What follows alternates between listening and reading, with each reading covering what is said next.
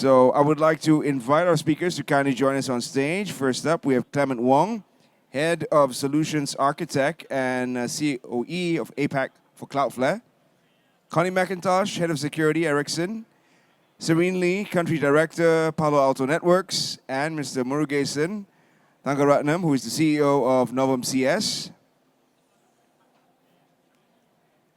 And to moderate this conversation, we have Mr. Roshaimi, Abdullah, Cybersecurity Malaysia CTO, who will now be directing traffic on this very important topic. So on that note, over to you, Encik Wan, to begin the conversation. Thank you, Terence. Welcome, everyone. Assalamualaikum, a very good afternoon. We still have few empty bean bags down here, up front, so you can make yourself comfortable up down here. It will be good. Feel free to do so. Okay, so we have a long list of panelists today. I guess I'll start by just having them introducing themselves, not more than 2 minutes, and we can start with you, Clement. All right. Sure. Hi everyone. I'm Clement, and I lead the Solutions Architect and Center of Excellence team for Asia Pacific at Cloudflare. So my role typically involves working with governments, enterprises across all sectors across the region, helping them kind of solve some of their most pressing challenges in security, performance, and innovations. For those of you who are not familiar with Cloudflare, you've probably seen those irritating CAPTCHAs when you visit certain websites on your mobile devices. That's us.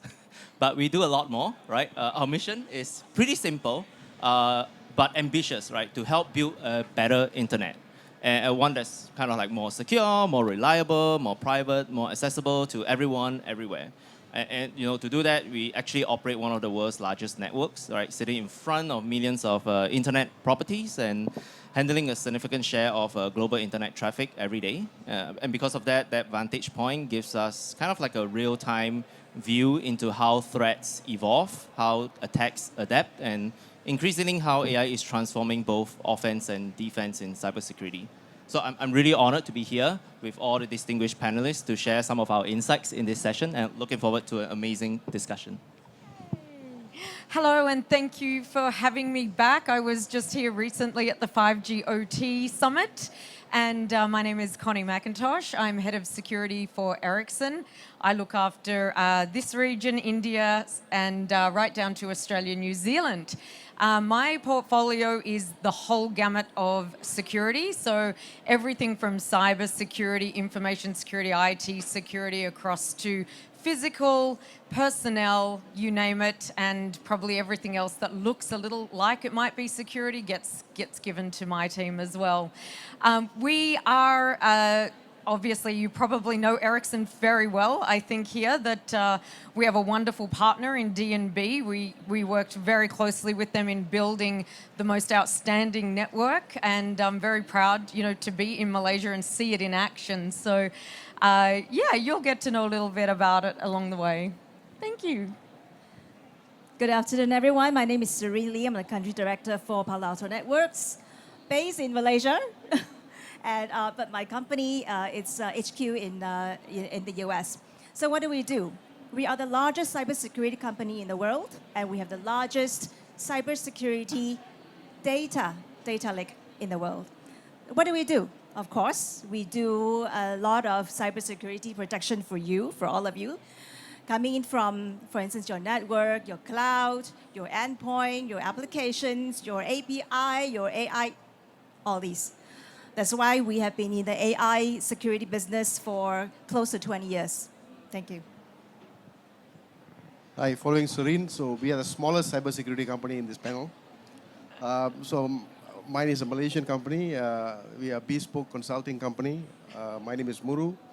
And I've been in the security industry for a very, very long time. So when I'm talking about security, I'm talking about security when it started off as a guy sitting down with a baton on a hammock outside a property, all the way now to next-gen security. So I'm probably one of those few very rare guys who actually runs both a physical security company and a digital security company. I spend a lot of time on advocacy now and on awareness because I think AI is something that is giving sleepless nights even to the professionals. So it's not only the layman we're talking about. Before I end the mic, I just want to say after a good lunch, the beanbags look very, very tempting. Thanks. Thank you to all the panelists. And okay, so our theme today is actually titled AI-powered cybersecurity, protecting organizations from emerging threats. And if you were in the opening yesterday, you see that our YB minister was talking about loss of governance, digital trust, and then alluding to AI as part of the big themes that we are talking this week.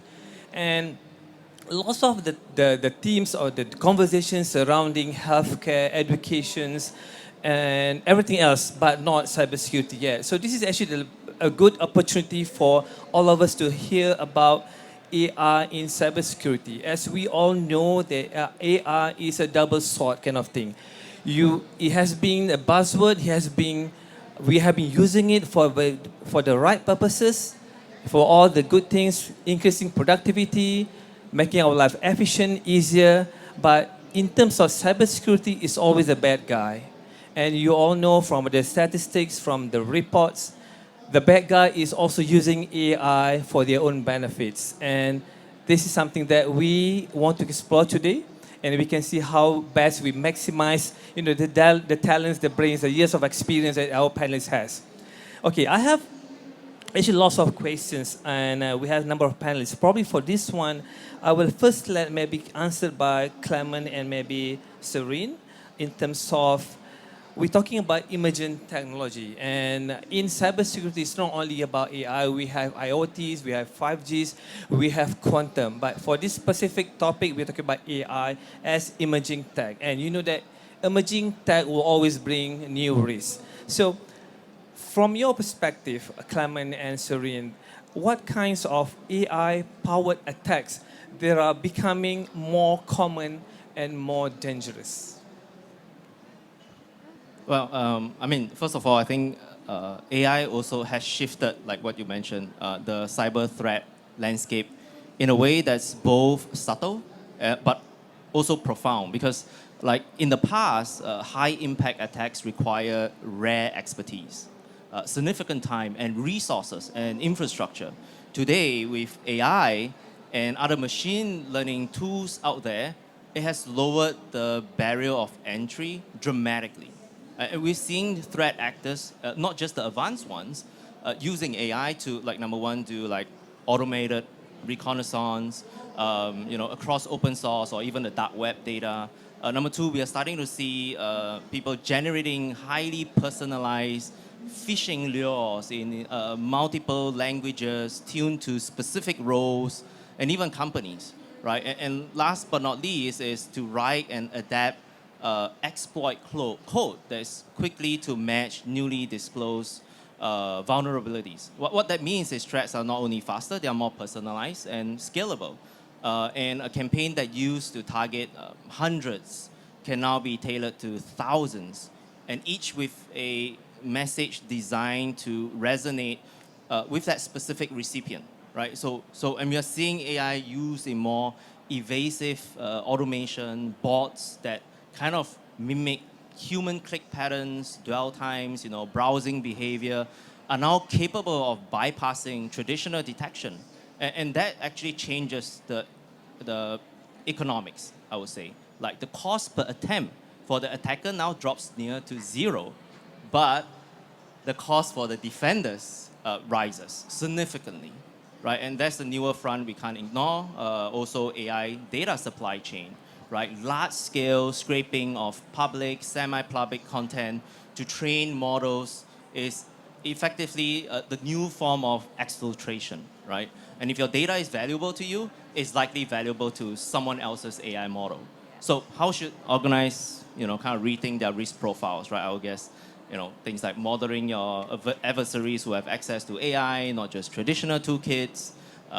Number two, consider that the human layer now is more vulnerable to convincing, context-aware social engineering, and also protecting sensitive and proprietary data from AI harvesting. Being prepared now means defending on these two fronts, humans as an AI. Okay, thanks. Maybe Sarene? Yeah, I guess I will start off with something that is simpler to understand, then we could go into something that is mission critical, which is targeting the businesses. We did a report this year. We launched a report earlier, first half of this calendar year. We were also wondering what is really so profound with AI and where would the bad actors be attacking first. So of course, when we look at AI attacks, right? So we have like phishing, we have deep fakes, we have all kinds of things. So in a summary that we could look at all these things, which is targeting, let's say, the individuals like us. We are calling it the supercharging AI. And what does it mean? Because last time, if we look at how people use AI, it would be just probably very simple thing, right? So they just send you a phishing email and hopefully you can fall into the trap.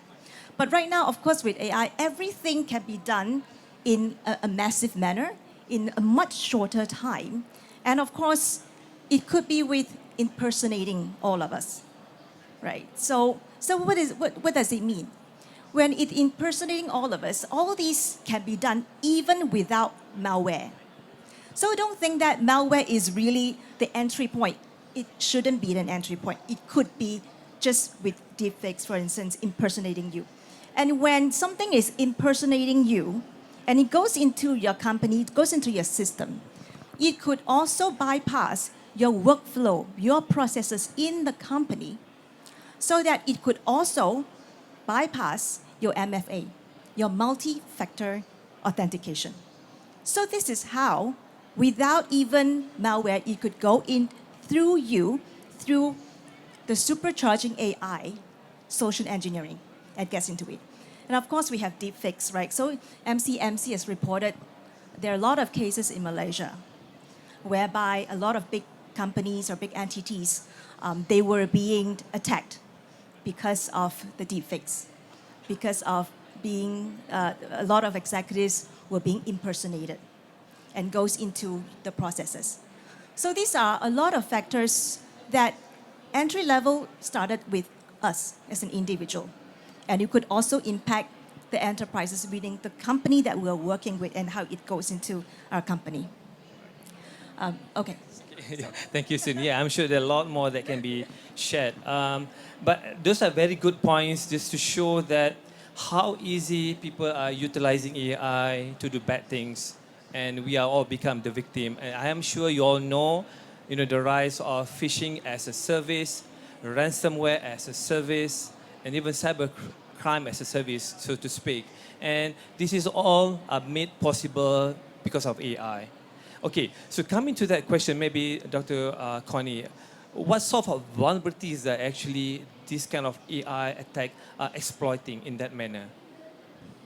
Well, the human vulnerability is the first one and the weakest link, generally. If you do any root cause analysis, in every company I've ever worked for, we do root cause analysis on every incident, and I'm yet to lower the bar from 80% of incidents generally can be linked to the human error. Now, AI targets that through phishing, targeted in your own native language. Years ago it was harder because it wasn't good at doing foreign languages, QR codes. But really, the dark net is really something that has enabled this and has enabled, as you mentioned, the barrier to entry is so low now. You used to have to be really skilled. You used to have to be able to code, to compile, to do OSINT. You have to do none of that now. AI will do it all for you. And the vulnerabilities are there. AI will find 0 days. It will go into your network. It will know what tools you're using. You will have polymorphic malware that knows what those tools are and says, I know how to evade that tool because I've analyzed that tool. And then we are in a different situation. Even when you locate it, there's no guarantee it hasn't planted backdoors. How do you clean up? How do you identify? Well, then we, have a whole situation where we need good guys doing as good on AI development as we have the bad guys, and we're behind. Let's not be, joking about it. I gave a 1-hour keynote on nefarious AI uses in 2023. They were good then. So you think about how far they've come, we are definitely on the back foot. you have something to add. Yeah, just I agree with Connie on that. Obviously we all used to hearing that word humans are the weakest link, but at the same time, I also to give some comfort to us, we can also be the strongest defense. I think the question here is also we basically talking about how vulnerable we become, but there's also an element of choice and accountability. So we are being bombarded with technology today, and in many instances, we don't have a choice. So we're actually forced to use the technology. It could be a banking app, it could be a search engine, or whatever it is. So sometimes when it's a situation like that, not everyone is tech savvy. So I think there has to be an element of, this is where the governance comes in, and I think this is what Minister is also talking about. I think we have gone way past the situation where you can stop someone from sharing data or stop someone from taking data. Analyzing data has become a way of life, to enhance our lives and all that. We need to analyze data. But I think time has come now for us to now, how do we now ring fence this and make those people who are actually behind the technology more responsible? Because, as I said, the choice is not ours. And I always sincerely believe when you take choice away from a customer, the doctrine of shared responsibility, 90% falls on you and 10% on the customer. That's my personal feeling. Because you don't have a choice. I'm not given a choice of 4 apps when I'm doing something on the bank. Even all apps today have got some element of AI. We don't even realize we've actually been using AI for probably in the last 15, 20 years. We don't know, it's just a discussion is coming out now, but AI has already been around. But we don't have a choice. So it's either you use the app or you don't use the app. So when you don't have a choice, how do you actually secure? If it's my car, I know how to lock it. But if it's not my app, then how do I actually secure? So you basically just try to, follow the proper steps. But then again, it is, as I say, not everyone is tech savvy. So I think that's the human is the weakest link thing is definitely true. But I think we need to do more on educating people on how to use AI, and also make sure that the people who are developing AI become responsible and they have the sleepless nights, not us. Yep. So, and we are the weakest link, so there's all of us here actually. Okay, so I think we can all agree that in this era now we are living in these threats. They are all surrounding us. And you cannot run away from that. So given we are in this situation, maybe not all of some of you can answer this. What does it look like for us or for our organization being prepared in this era to address the threats, the AI threats that are coming into our organization, etc.? How does that preparedness look like? Anyone can ask. Yeah. I'll just start it off. I think if you look at preparedness based on experience as a practitioner in doing business and speaking to customers, typically my interactions are normally at board level, at either board or C-suite level. I seldom speak to the technical side of it. So the thing that amazes me most of the time is the level of ignorance at the decision-making level. Okay, and that's what's very frightening. I think those people who are, like people like Connie and people like Sarene and people like who have actually in the area where they're actually securing, they know what needs to be done, and I think they know what the threats are, because this is what they're hired for anyway. But I think it's these people who actually sign the checks and those who make the decisions. I think that's where the level is. The preparedness is not there, and that's where normally the stumbling block is, the obstacle is. So I think if you're talking about in the AI era, first of all, many of them haven't even started at the baseline. That means they don't even, I have met organizations, and I'm not telling this is not a small SME, I'm talking about listed companies who have not even compartmentalized their data. They don't even know what their crown jewels are. They don't even know what they're protecting.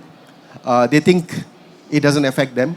They think this is an FSI, telco problem, and my industry is not always so, like that. It is always like so that. Yeah. So this is where I think the challenge is. So the preparedness has to start from baseline. You have to first of all understand that man versus machine, to me, is no more possible. It's machine versus machine. So if you're not able to accept that, I'll just give you very quickly an example of someone who just told me he saw a demo in the US of an automated pen testing software. Okay, so they actually put it to test. They brought in 6 or 7 senior pen testers, put them in a room together with the machine, and gave them a case with the parameters and all that stuff. And typically would have taken about 3 or 4 hours for those pen testers to come out with a report. It took 25 minutes for the machine. Okay, and the pen testers actually verified that the report was accurate. So this is what we're dealing with. So I think we have to accept that we are coming towards an era where it's machine versus machine. Man plays the part of actually governing it, controlling it, and overseeing it. That's a very good point. And we all know that AI, one way or the other, will always help us in our defense. It's being used in our automation and whatnot.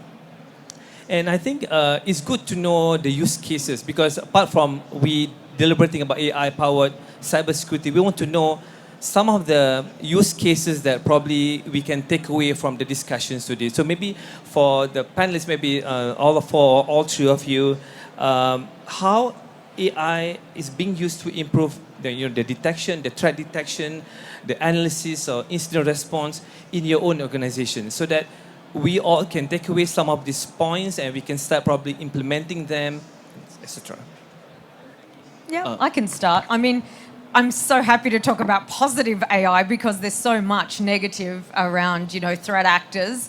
But, you can absolutely and must include it in your defense. So if I talk about telco, we do it to look for false base stations. We absolutely do it to make sure that, that signals are correct through measurements.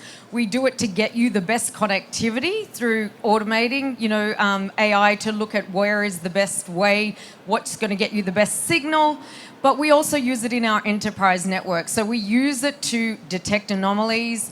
We use it across the board. And what it does, and it cannot replace people. Bots will fight bots, but we need people. As you mentioned, the people have to put the rules in. The people have to be there as a second layer, because as you well know, you can manipulate training data, or you can manipulate real data. You can then get hallucinations. You can create a whole lot of problems. So the people have to constantly verify, constantly pen test the AI ML systems and make sure that they're still accurate, because there's always, gaps. And I think it's nice to have positive stories. Many of you are already using it, whether you know or not. All your Microsoft products are using AI. There's a multitude of companies. I won't call anyone out. But it is super good to see that it is being used positively. But we will always be fighting the bad guys who have, endless resources, and pull them. This is where they win, because it's open source, it's pooled, and we rely on companies that are for profit when we're talking about cyber defense tools, and we need to actually have some form of open source defense tooling as well. And I think for the ASEAN region, it would be really, really good of you. You are brilliant and smart to pull your resources on the good guy side, get your certs together, get the community together, get universities together to build tools to defend against this AI that are specific to your threats, and share that threat intelligence so you can build and understand what threats you're protecting against. So I'll let others go, because there's a million things we could say. Yeah, I think previously it sounded like Skynet is coming, right? Everything looks really gloomy, but I think what I can share from Cloudflare's perspective is AI in defense, I think, works best when it's focused on 3 key things. And these are the 3 key things that we try to do really well.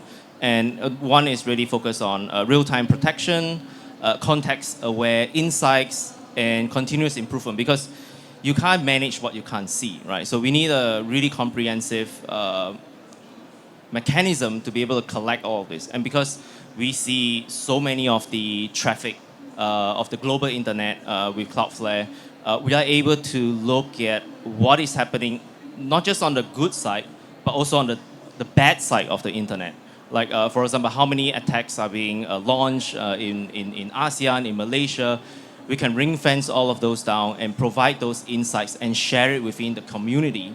And most importantly, one of the things that we are also trying to do is, as long as we detect a specific pattern a specific signature that's happening to a specific country, the other countries automatically gets benefit and protected from it. So it becomes like a shared responsibility, a shared model. Just to give you a really real example, when Russia attacked Ukraine, they launched a attack on one. The entire Ukraine, system went down, and there was one independent media, right, that was specifically taken down by Russia because the citizens were trying to get information on what's happening on the ground. And the first thing immediately we do was to come in and save those organizations, right? The non-profit organizations to help bring their service back online and try to prevent additional espionage and sabotage that's happening. So these are the kind of things that we are trying to do for customers, whether it's a paying enterprise, whether is it a non-profit organization, and so on and so forth. Thank you. Yeah, Sarene, maybe? We are always a target for bad actors, our company, because we do cybersecurity solutions, and obviously everyone wants to take us down. So in average a day, we have about over 1 billion attacks every day. How do we handle more than 1 billion attacks every day?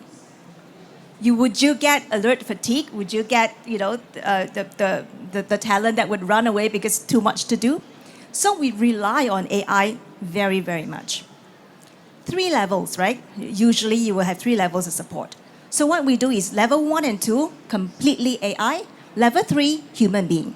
How many analysts do we have? Less than 15. How many shifts do we have? 1 shift. How do we do that? It is AI.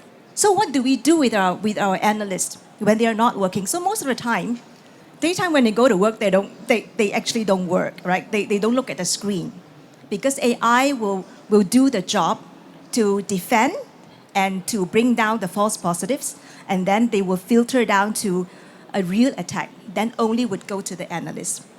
So most of the days, what our analysts do is we launch our own attack to our own systems. Because our attacks could come from a very elementary bad actors, which they could use fraud GPT, for instance. In our world, we use ChatGPT a lot to do our homework, to do our assignments, to write our papers, to write our board papers. We use that a lot. And of course, for the bad actors, especially the elementary ones, they would use the fraud GPT. Very simple. You just say, I want to attack bank A. What do I want to do? What I want to get out of it? There were lines and lines of coding automatically generated from Fraud GPT. Now, I'm not encouraging everyone to go try Fraud GPT and attack someone. Yeah, okay, please it's don't. wrong. Please It is don't. wrong thing to do. So it's your moral. But there are a lot of tools like that, AI tools like that are available. And some of them, they could be selling like $19.99 US, you could get the tool, right? So there are a lot of transactions and trades are doing that while we are trying to sell solutions here, they are also trying to do that in that market. So we do have a lot of attacks like these, right? Some of them are really from the big syndicate, the big group, whereby they also do M&A. We do M&A with the banks, we do M&A with different organizations. Guess what? They do M&A as well. So they join forces when they want to attack something that is extremely huge. And of course, they share the benefits and so on. So that's why we do experience a lot of attacks like these every day. So what do? You use AI to fight AI, right? Yeah, that's what you need to do, or else you will not be fast enough, you will not be elaborate enough. Your people will be running out of steam trying to catch what is real, what is false positive. Thank you, Sarene. So you can see that it's really happening. Maybe for some of you today, it's really an eye-opener that in the era of AI-powered, there are lots of things going on in cybersecurity. While the good guys are trying their best to defend, the bad guys are also up their game. So I have this question for Dr. Connie. You mentioned a lot about how the task given part of the security operations, and which is how do we actually balance between the automation by the AI against the tasks running from the normal operations? How do you balance that? Because there are lots of AI tasks being introduced, right? And how do you balance between this human intervention as well as AI intervention? Yeah, humans are critical. I think you have to have a framework. I would suggest there's many of them. I think you need to understand your risk posture. I would suggest looking at NIST's AI risk framework for any AI you're about to implement, and then categorizing your levels of, triage. If you're going, as you do, level 1 and 2, automated fully, you must do that because, as you know, the volume of incidents and alerts that come through that are not genuine, they can be weeded out really easily with AI. But you have to have the framework. You have to teach it. You have to put in the controls about this is what you can do and this is what needs to be escalated. Then it's up to you, whether you have a seam or a sore. Are you going to let it go and self-heal? If it finds a workstation out there that is corrupt, are you going to shut that workstation down automatically with AI, or are you going to say that can't happen? You need to then go to the next level. Much like with false base station detection, we actually allow them, by the operator's choice, to block that false base station because it is false. You don't want it there. You don't want it collecting data. So it's really about an organization understanding their risk posture first and foremost, because some companies don't mind a bit of risk and others are very, very risk averse. So you must understand your risk posture, and then you implement a framework around your AI which supports then the levels at which you're going to let AI control your network, your risks, your vulnerability management, and what must have humans. And then you must test that. There is no owning that and just ticking the box and saying that's done. You must then pen test your AI, do assessments, as you previously mentioned, run false tests against it and see whether or not they need adjusting. Are you getting too many alerts being handled as not real, and then you go and check and they are or aren't? I mean, humans will always be part of this equation. I don't think there will ever be a point where anybody just leaves their network to AI. As much as I love AI and I think it's wonderful, humans are critical. There is no cognitive resonance in an AI system. As much as agentic AI wants to think it's moving to cognitive, decision making, it's not. And humans are the only ones that can really achieve that.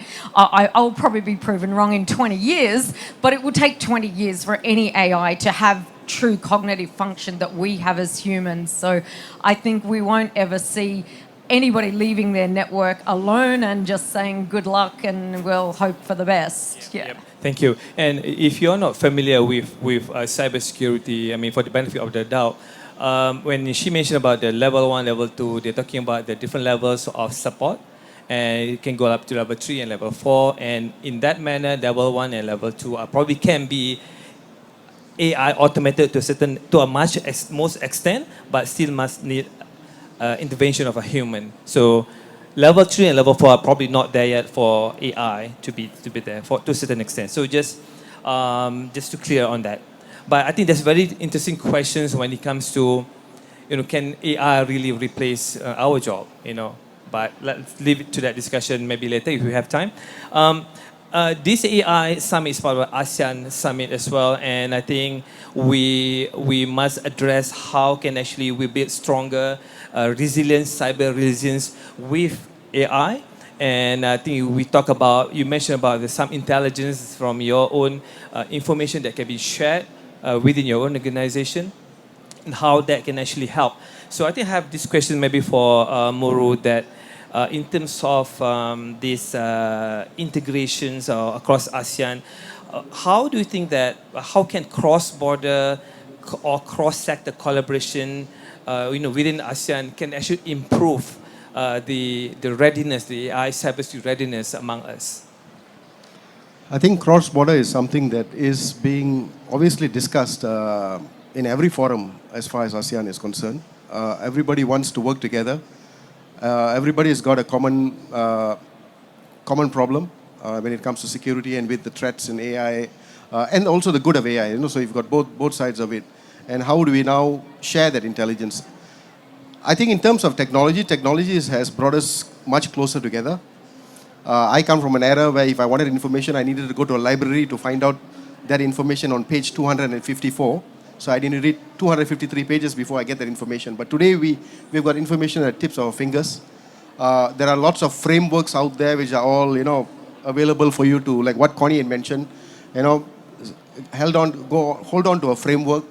And I think now we need to start looking at an ASEAN framework. But I would like to extend that. I think if we not only have to look at an ASEAN framework, we need to look at a global framework. Because when you say ASEAN framework, we're talking like as though we're cutting ASEAN off from the rest of the world. Okay, but it's a global framework. So some of the things that we are doing, some of the technology that we're using might not even be based in ASEAN. And it's going across even out of that. So I think the starting point is there, discussions are going on. I think in terms of being, the challenges is obviously, again, it's the human challenges that are moving it a bit more slower. Because one thing is sharing information, but before you share information, there's one word that you need to look at. Trust. Now, I am only going to share information with you if I trust you. And also, I think that's why you start, I'm sure most of you will start hearing words on digital trust, trusted networks, trusted this and all that. So I look at trust as actually, it's not the machine trusting the machine, but the person trusting the person. Am I willing to actually share the data with you? How much data am I supposed to share? If we are going to work together on security, there may be some aspects of it that I don't want to share with you because it might be infringing into my sovereignty or is something that I don't want you to know. I might not want you to know what's the combination of my lock, for example, but that's security. But I want you to know that you need to buy a lock. The fact that we all need a lock is common. We need to get a lock and we need to make sure we are secure. But the combination to my lock is my own privacy. So I think that's where the challenge is when I see the discussions going. There's lots of discussions going on. Frameworks are being discussed, version 1.0, 2.0, 3.0, but we're still not come to a landing point yet. So I think eventually we'll get there. But I think in terms of security, I think it starts from home first. You got to start with yourself first. And I like what Connie mentioned just now. Get a framework up first. Surprisingly, many people don't. Pick a framework, use that as your baseline, plug in the gaps. Just don't jump onto the AI and cloud bandwagon just because your neighbor is doing it. Make sure you know whether you need it, whether it makes sense for you. A lot of the stuff we are talking about today is more high level in the sense that if you've got the budget, if you've got the team, if you've got the talent, it's easier to implement. But the reality is 96% of businesses out there are SMEs. They're small, medium enterprises. They won't even be able to hire an IT manager, let alone a CISO or an AI engineer. But they are part of a larger ecosystem. They go down, the big boys go down. So I think that's where the discussion has to be, that we need to go back down to, I think security, if you ask me, it's not top down, it's bottom up. If you start strengthening the foundation, and then you go up. Because the big boys will always be the big boys. You still have deep pockets, you'll be able to invest in R&D, you'll be able to invest in the top security, but that's a very small group of people. So I think this is where the challenge is, and that applies to ASEAN. There are those countries who may have the budgets to talk about the next gen technology, but there are those countries who basically are at a starting point. So how do you then come on a middle ground, or do you have a concept of the haves helping the have-nots? So this I think this is the discussion that needs to be come into place first before we talk about the technology. The technology is there. I think we've got a technology for everything. We are choking on technology today. So we've got technology for everything. Is whether Too much of it you can afford it. Yeah. Too much of it. Whether you can afford it and whether you are ready for it. Right. So I think that's the challenge now at the moment. Okay. Yeah. So I think it's very important to have cross collaboration among the countries, and I'm sure one of the best way to do it is to have the right framework for all to use. And They're more than just cybersecurity in AI. It's not only about cybersecurity. There's about ethics, governance, transparency. And I think I would like to ask Sarene on this topic. And how do you address data privacy when using AI in the monitorings, to monitor the threats, in monitor user behavior, for example? A cybersecurity solution, when they help you to protect your environment, even they're on the cloud, even if they need to send all your telemetry objects to the cloud, you shouldn't be collecting information which is very private and identifiable to the individuals. That means they shouldn't be collecting IC, and usually they won't. They will be collecting the networking logs, for instance, the system info, right? And which is that have nothing to do with the individual's employee or individual customers. So that is what you should be looking at when you are wanting to implement your cybersecurity solutions. So you have to ensure that all these private information will not be sent over to cloud, okay? And usually, a lot of the cybersecurity solutions, they wouldn't collect those information. So you have to be very careful looking at that. Now, in terms of user behavior, the solution should be also looking at the usual user anomalies. And not just based on a profile per se, but for instance, they should be analyzing that how come suddenly this particular employee, they're accessing the system in a different location? How come they're accessing the system that they don't usually access? And how come it's a very different timing that they access, for instance, 3 a.m., which they are not supposed to be accessing. So these are the abnormally user behavior that your solution should be studying. And of course, a lot of things are, for instance, if your environment is being compromised. Now, nowadays with AI, it's very unpredictable. Why? Because there are a lot of malware, a lot of ransomware. When it goes into your system, it adapts into your environment very, very fast. And not just adapt, it mutates. Okay, it mutates. So when it mutates, it will follow whatever that they want it should be doing. It should be doing as if they have eyes, and it would go into different systems to collect what it wants. Therefore, when you want to choose a cybersecurity solution, you have to ensure that you are being protected in such a way, so that you wouldn't be using shadow AI.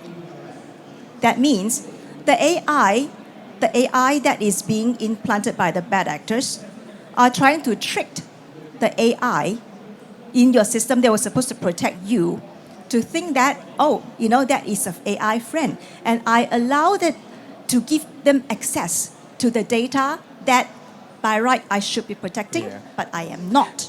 Shadow, I think it's just a very interesting and a very new thing as well, and we can go very much longer on that. But I don't have that much time anymore. Actually, I want to give a fair share to our outstanding audience. We can take maybe one questions from the floor.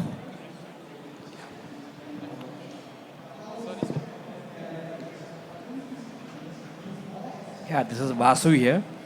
Thank you so much. I have one question. I know Connie was talking about the postures and the framework, right? So what is our current cybersecurity posture against emerging threat such as AI-driven attack or a quantum computing vulnerability? You're addressing that to... Yeah, anyone. Okay. Anyone can try? So when it comes to quantum cryptography, at least from Cloudflare perspective, one of the things that we are trying to do is to bake ability to detect quantum cryptographic based attacks. We are embedding it into our networks. It is already live, right?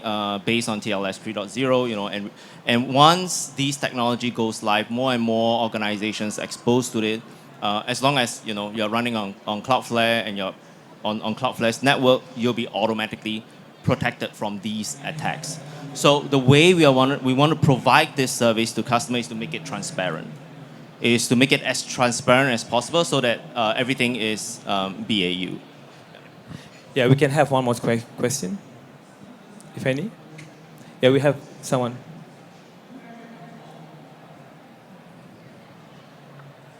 I'm probably dragging down the time, but it's okay. Yeah. Okay. Please. Hi, my name is Kathleen from SME. We are educator on investment and trading, and I'm very worried about the security of our customer data as well as our website. Is there a tool that we can use, especially for all SME, to test how vulnerable our website is or our apps? Is that a tool we can use so we can know that and we can take proactive actions before it happens? Yeah.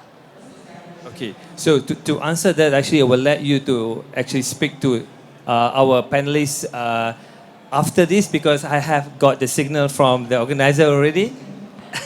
So I'm so sorry. I think let's have a chat afterwards. Okay. But please help me to thank all the panelists.